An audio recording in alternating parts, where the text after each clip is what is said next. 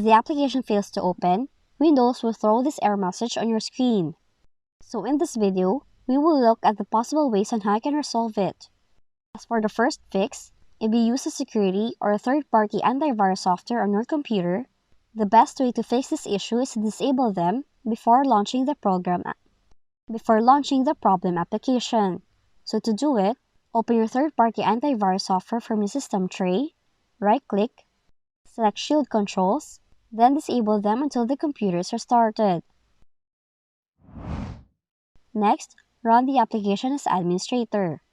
To do so, search for the problematic app, then click on Run as administrator. For your last solution, scan your device for malware. Do it by opening Windows Security, select Virus and Threat Protection, select Scan Options, then you can either select Quick or Full Scan to scan for any malware issues affecting your computer. After that, you have to wait for the process to be completed. And those are the following fixes with this error code in your Windows computer. If you found this video helpful, kindly like and subscribe. You may also click and turn on the notification bell so you can be notified from whenever we release new videos.